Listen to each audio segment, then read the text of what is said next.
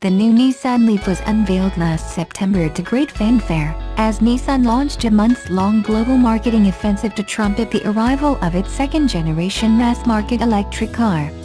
A daunting task, replacing the world's best-selling EV, the 2011 Nissan Leaf, produced in around 300,000 units since it came to market.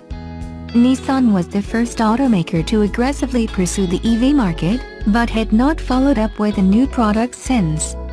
Meanwhile, progress in the field has been explosive and competition is finally raging. Would Nissan once again lead the way? That was the question.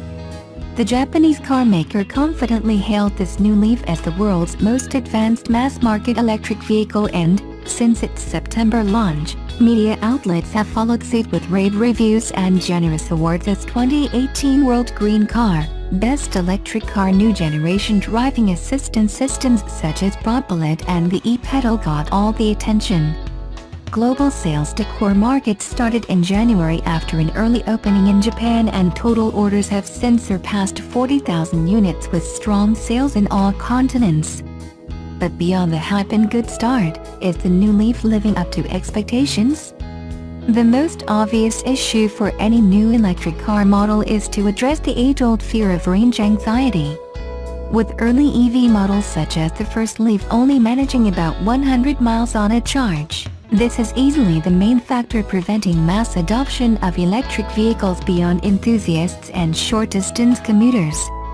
It's true that most drivers statistically only require their car to make short trips on a daily basis. But for an EV to be the main or only car in the household, 100 miles simply won't cut it. That's why, as rumors got confirmed about the 2018 Leaf's 40 kWh new battery, excitement on the new model's capacity faded quickly. With just over 150 miles EPA range, the improvement over its predecessor is notable but not groundbreaking.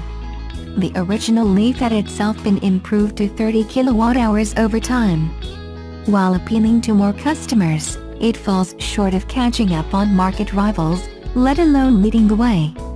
Which takes us to the second most important issue surrounding electric cars: charging. The 2011 Leaf boasted 50 kilowatts fast charging as standard, through its Japanese CHAdeMO plug, providing a good charging speed for its small battery pack. Since then, Tesla has led the way in ultra-fast charging via its 120 kilowatts proprietary system, while most major car makers are now grouping up in support to the CCS system, which promises charging capacities of up to 150 to 350 kilowatts, available this year. The 2018 Nissan Leaf surprised us with a 50 kilowatts CHAdeMO plug. The complete lack of progress on this crucial aspect means the new battery may be charged to 80% in around 40 minutes, worse than its predecessor.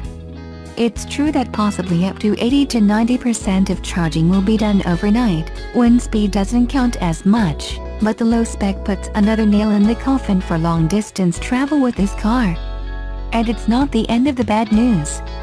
Recent tests from early customers demonstrated that when fast charging multiple times over the same trip, the new Leaf will automatically slow down the rate of subsequent fast charges from the full 50 kilowatts to much lower rates, about half speed. Nissan has since confirmed this is a feature rather than a fault, to preserve battery life. A bit of an embarrassing justification for an unadvertised limit of the new product, promptly rebranded as Rapidegate on social media, and whose consequences are yet to be seen.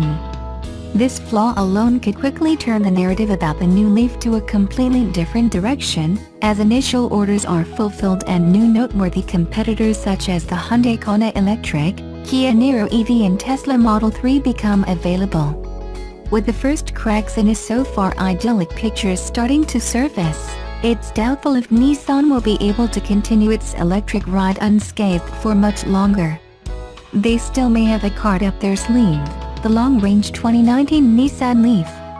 Rumored to boast a 60 kWh battery for a 225 plus miles range, 100 kilowatts fast charging and liquid battery cooling, next year's version could nip most of the nascent controversies in the bud. But until the upgraded model is unveiled, The new Leaf's honeymoon with media and customers may soon prove to be short-lived.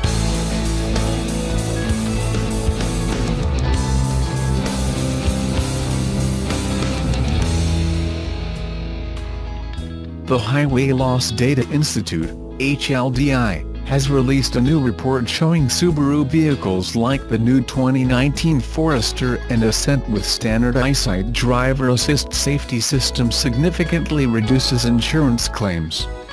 According to the new study, they found that vehicles equipped with eyesight cut the rate of likely pedestrian-related insurance claims by 35%. Subaru's eyesight that will now come standard on the new 5th-generation 2019 Subaru Forester, and all-new 2019 Subaru Ascent, performs a number of functions including forward collision warning, automatic emergency braking, adaptive cruise control, lane departure warning and lead vehicle start alert. It also includes pedestrian detection, enabling the system to brake automatically for pedestrians in addition to other vehicles it detects in the vehicle's path. The system uses 2 stereo cameras mounted inside the vehicle near the top of the windshield.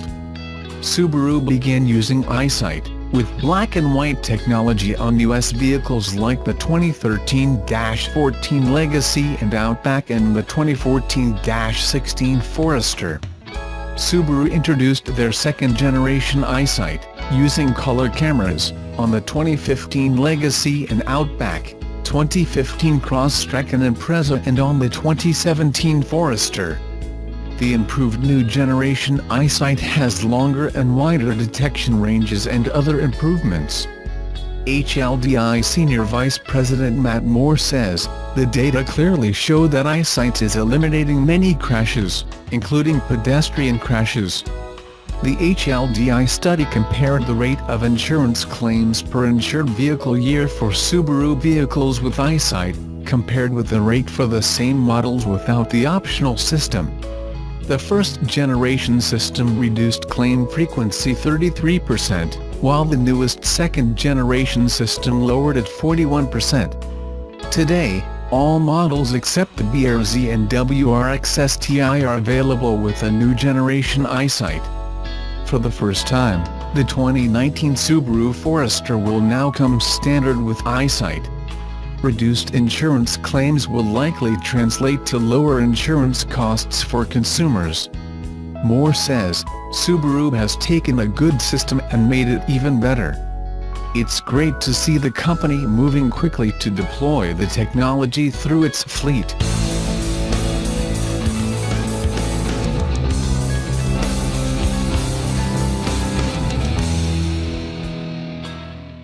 We're a bit split in the office about the introduction of the 2018 Nissan Kicks compact crossover and its replacement of the quirky Juke, but one thing we're in agreement about is that the price is a definite improvement.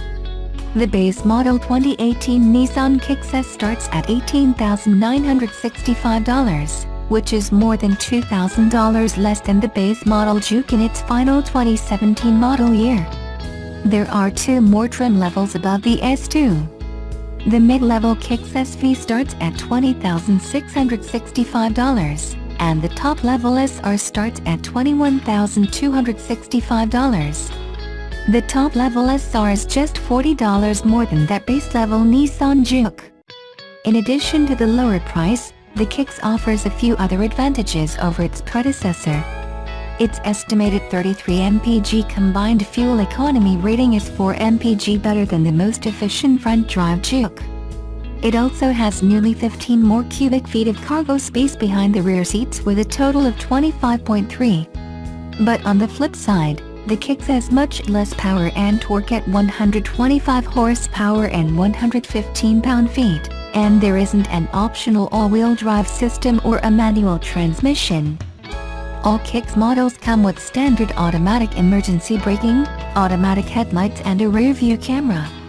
Inside there's a standard 7-inch touchscreen with available Apple CarPlay and Android Auto. SV and SR trim levels get standard blind spot and rear cross-traffic warning. The SR can also be had with a premium package that adds heated front seats, a Bose sound system, and leather-wrapped steering wheel and shifter. Nissan Kicks crossovers will be hitting dealers very soon, given that the company's estimated arrival is this spring.